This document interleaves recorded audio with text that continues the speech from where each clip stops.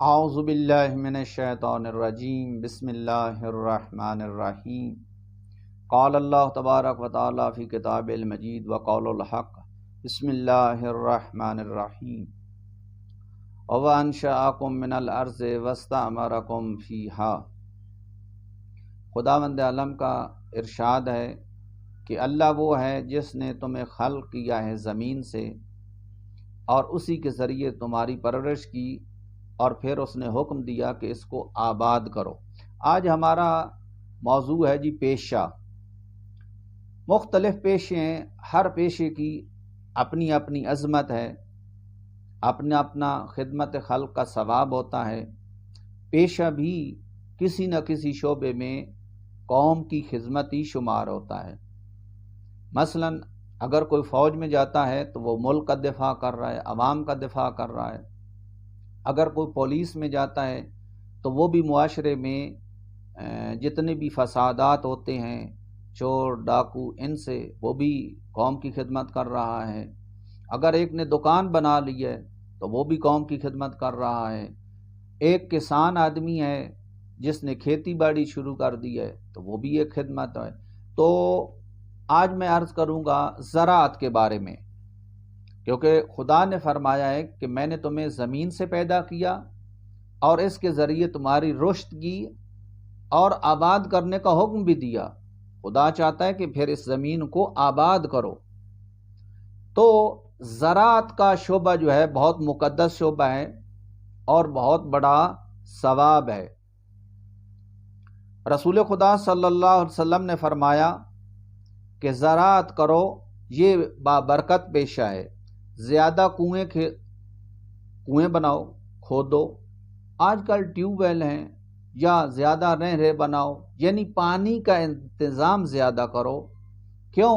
تاکہ زیادہ کھیت سیراب ہوں گے تو زراعت زیادہ ہوگی۔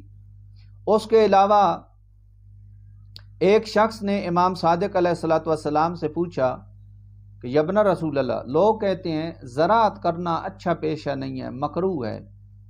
تو امام نے فرمایا کہ شجرکاری اور زراعت کرو، اس سے زیادہ پاک اور حلال کوئی عمل نہیں ہے۔ اب دیکھیے، حلال کا معنی یہ نہیں ہے کہ اس کے اندر انسان بے ایمانی نہیں کرتا ہے۔ بے ایمانی اور فراڈ اور دھوکہ اور دو نمبری تو ہر فعل کے اندر انسان انجام دے سکتا ہے، حتیٰ کہ یہ اتنا شجرکاری اور زراعت مقدس پیشہ ہے کہ یہ لوگ فصلیں اگاتے ہیں اور وہی فصلیں جا کے صاف ہونے کے بعد پوری قوم کھاتی ہے اور ان کسانوں کے لیے دعا کرتی ہے۔ لیکن یہ کسان بھی کچھ ایسی حرکات کرتے ہیں کہ جن کی وجہ سے ان کا رزق بھی حلال نہیں رہتا۔ جیسے جب یہ فصلوں کو پانی لگاتے ہیں تو دوسروں کا حق چھین کے پانی لگانا، چوری پانی نہ لگانا، نہر کو کاٹ لینا اور اس کے ذریعے اپنی فصلوں کو سیراب کرنا، پانی دینا۔ اور لوگ عجیب ہوتے ہیں۔ ایک دفعہ میں نے کہا کہ یہ رات کو چوری گندم یا کماد کی فصل کو جو لوگ پانی نہر کا دیتے ہیں، یہ گناہ ہے، یہ جائز نہیں ہے۔ تو انہوں نے کہا جی یہ سرکاری نہر ہے اور سرکار کی چوری جائز ہوتی ہے۔ تو میں نے کہا یہ تم نے کس نے تمہیں کہا، کس نے فتویٰ دیا؟ اول تو یہ جو نہر ہے اور پانی ہے، سرکاری کا معنی یہ نہیں ہے کہ وہ حکومت کے ہاتھ میں ہی ہے، بلکہ سرکاری کا معنی یہ ہے کہ حکومت اس کی سرپرستی کرتی ہے۔ لیکن یہ جو نہر ہے، یہ اس کا حق جو ہے تمام کسانوں کا حق ہے۔ جہاں سے یہ نہر نکلی ہے اور جہاں تک ختم ہوتی ہے وہاں تک سب کا برابر پانی میں حصہ ہے۔ اب اس پانی کے اندر اگر کوئی چوری کرتا ہے تو وہ گویا دوسروں کا پانی چوری کر رہا ہے اور اپنے کھیتوں کو سیراب کر رہا ہے۔ تو اس طرح ان کی کھیتی جائز نہیں ہے۔ یا کچھ لوگ کیا کرتے ہیں، سڑکوں پر اینٹیں اٹھا لیتے ہیں۔ جب سڑک خراب ہو جاتی ہے، اینٹیں اٹھا کے لے جاتے ہیں اور کہتے ہیں جی یہ سرکاری مال ہے۔ یہ سرکاری مال نہیں ہے، سرکاری نظارت ہے۔ سرکار نے اور حکومت نے تمہارے لیے سڑک بنائی ہے عوام کا حصہ۔ یہ ان لوگوں کا حصہ ہے جو سڑک کے اوپر چلتے ہیں، جتنے بھی اس روڈ پر چلنے والے ہیں سب کا ان کا حق ہے، یہ تمہارا صرف حق نہیں ہے اور اسلام کے اندر جائز نہیں ہے۔ ایک گاؤں کے اندر ایک شخص گیا اور اس نے پکی گلیاں بنوانی تھی، تو وہ بیچارہ چلا گیا، اس نے اینٹیں جو ہیں وہ وہاں بھجوا دی۔ جب دوسرے دن گیا تو آدھی اینٹیں لوگوں نے اکٹھی کر کے چوری کر کے گھر میں لگا لی۔ تو وہ حیران ہوا، اس نے کہا اتنے اینٹیں آئی تھی وہ کہاں گئی؟ تو جب میں نے وہاں لوگوں سے پوچھا تو میں نے کہا یہ تم کیوں حرکتیں کرتے ہو؟ تو وہ کہتے ہیں جی یہ بس سرکاری مال ہوتا ہے اور جائز ہوتا ہے۔ حالانکہ سرکاری کہاں ہوتا ہے؟ سرکار نے دیا ہے کہ یہ بناؤ ایک گلی اور اس گلی پر چلنے والوں کا یہ حق ہے، سب برابر میں مشترک ہیں اس کے اندر۔ یہ نہیں ہے کہ ایک آدمی اٹھے اور وہ سارا مال تلاش کر کے چلا جائے، نہ ایسا نہیں ہے کہ سارا مال اس ایک آدمی کا ہی ہے، سب اس میں شریک ہیں۔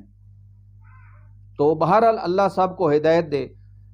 تو کہنے کا مقصد یہ ہے کہ رسول خدا صلی اللہ علیہ وسلم نے فرمایا جو مسلمان شخص ایک درخت لگاتا ہے یا ایک دانہ کاش کرتا ہے اور اس دانے سے پھر پودا یا درخت بنتا ہے اور درخت کے اوپر پھل لگتا ہے اور اس پھل کو چاہے انسان کھائے یا کوئی پرندہ کھائے یا کوئی جانور کھائے، جو بھی کھائے گا اس کاشت کرنے والے انسان کے حق میں صدقہ لکھا جائے گا۔ اندازہ لگائیں، اس کے لیے صدقہ شمار ہوتا ہے۔ اب جو لوگوں کے بہت بڑے باغات ہیں ان میں لوگ بھی فائدہ اٹھا رہے ہیں، لوگ بھی کھاتے ہیں، جانور بھی کھاتے ہیں، پرندے بھی کھاتے ہیں، اور وہ اس شخص کے لیے کیا ہے؟ صدقہ شمار ہو رہا ہے۔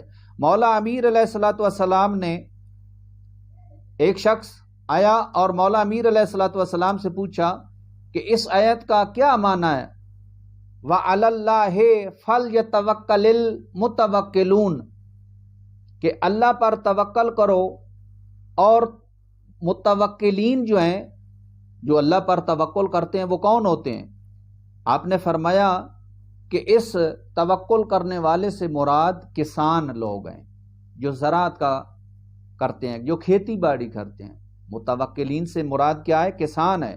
اور مولا امیر علیہ الصلوۃ والسلام نے ہی فرمایا من وجد ماء و ترابا، جس کے پاس پانی اور مٹی ہو، ثم افتقر عبدہ اللہ، جس کے پاس زمین اور مٹی اور پانی ہو اور پھر بھی وہ فقیر ہو تو وہ اللہ سے دور ہے۔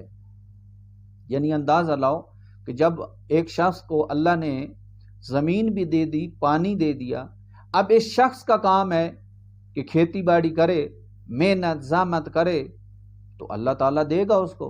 لیکن اگر وہ صحیح فصلوں کو کاشت نہیں کرتا یا فصلوں کو وقت پر کاشت نہیں کرتا تو پھر تو اس کو کچھ نہیں ملے گا۔ پھر اللہ عطا ایسے تو نہیں کرتا، اللہ تو اتنا وَأَنْ لَيْسَ لِلْإِنسَانِ إِلَّا مَا سَعَى، اللہ تو اتنا عطا کرتا ہے جتنا انسان کا کوشش اور زحمت ہوتی ہے۔ اس کے علاوہ رسول خدا صلی اللہ علیہ وسلم نے فرمایا جب زراعت کرو تو زرخیز زمینوں میں کرو، اس لیے کہ زرخیز زمینیں جو ہیں وہ پیداوار زیادہ دیتی ہیں۔ اگر آپ نے بنجر زمینوں کے اندر بیج بویا تو آپ کا بیج بھی ضائع ہو جائے گا اور پھل بھی نہیں ملے گا۔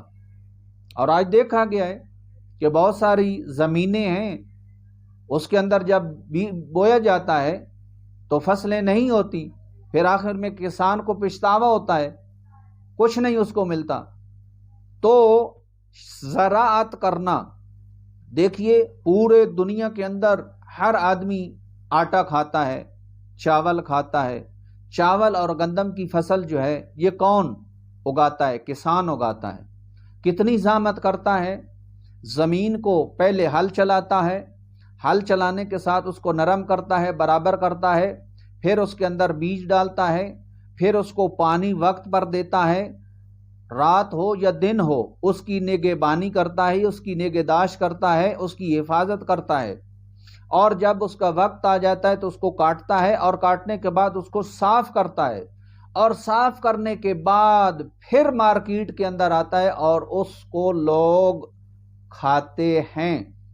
دیکھو کتنا ایک نعمت کہاں سے کہاں تک آتی ہے اور اس کے اندر کتنی زحمت ہوتی ہے، لیکن اب اگر انسان جس کو بہت آٹا مل گیا اس نے اسراف شروع کر دیا، فضول خرچی شروع کر دی، تو کیا افسوس نہیں ہوتا کہ یہ نعمت جو اتنی زحمت کے بعد حاصل ہوئی ہے، اب یہ لوگ اتنا فضول خرچی کر رہے ہیں، جب کھانا بناتے ہیں روٹیاں اتنی بنا دیتے ہیں کہ خشک روٹی لینے والے آتے ہیں تو آدھی آدھی بوری نکلتی ہے، یا چاول بناتے ہیں تو وہ بچ جاتے ہیں اور پھینک دیتے ہیں۔ تو یہ ہمیں قدر کرنی چاہیے نعمتوں کی، اور نعمتوں کی قدر یہ نہیں ہے کہ ہم کہیں یا اللہ تیرا شکر ہے، یا اللہ تیرا شکر ہے، یہ زبانی شکر ہے۔ زبانی شکر کے ساتھ ساتھ عملی شکر یہ ہے کہ اس کا نعمت کا استعمال صحیح ہو، یعنی جتنی بھی کھانے پینے کی نعمتیں ہیں ان کو فضول استعمال نہ کرو، فضول خرچی میں استعمال نہ کرو۔ اگر فضول خرچی میں استعمال کرو گے تو وہ ناشکری ہے۔ شکر وہ ہے کہ اس نعمت کا استعمال صحیح ہو۔ اور ہم دعا کرتے ہیں کہ خداوند عالم ہمیں صحیح معنوں میں اسلام پر عمل کرنے کی توفیق عطا فرمائے۔ وما علینا الا البلاغ المبین۔ والسلام علیکم ورحمۃ اللہ وبرکاتہ۔